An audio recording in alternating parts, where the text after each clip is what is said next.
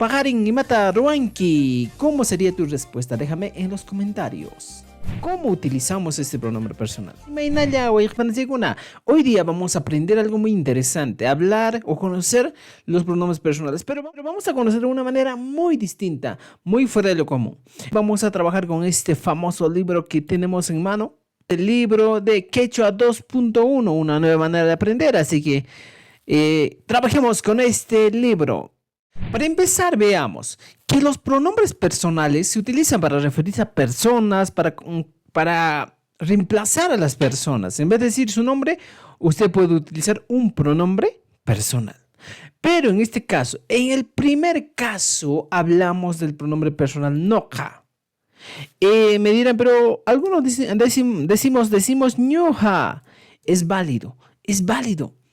En el quechua sureño se podría considerar ambos, pero en este caso se considera más en ñoja.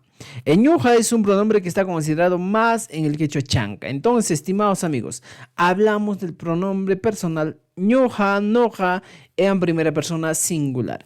Pero ¿cómo voy a utilizar este pronombre personal? Esa es la idea. ¿Cómo utilizamos este pronombre personal? Y para eso, estimados amigos, lo que tenemos que conocer aquí es lo siguiente. Saber o plantearnos una pregunta para poner en práctica. Por ejemplo, la pregunta que nos planteamos es esta. Imata ruanki. Aquí está la pregunta. Imata ruanki. Esa es nuestra pregunta. Pero, profesor, ¿qué significa o cómo se traduce al castellano? Como, ¿qué haces? ¿No es cierto? ¿Qué haces? Esta sería nuestra pregunta. Entonces, estimados amigos, ya tenemos Imata ruanki. Yo, a partir de eso, empiezo a responder y digo, Noka mijuni. Yo como. Noka maskani. Yo busco. Noka purini. ¿Qué es noka purini? Yo camino. Entonces, la pregunta sencilla que me harían es plantearme. Yauruna y mataruanki. Y si tengo nombre dirían Roli y mataruanki. Juancha y Mataruanki, Mariacha y Mataruanki, Víctorcha y Mataruanki.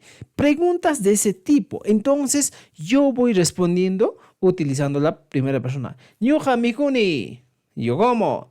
Noja takini, yo canto. Ñuja purini, yo camino. ¿No es cierto? Ñuja machachkani. Podría ser. Entonces utilizamos ese tipo de respuestas. Ahora, tenemos aquí algunos ejercicios para que podamos trabajar y eso lo encontramos en el libro. Por ejemplo, vamos a nosotros relacionar estas actividades en castellano con el quechua. Y también tenemos otra para completar oraciones. Aquí dices, no nacimita rimane. Y aquí que se dice en el castellano.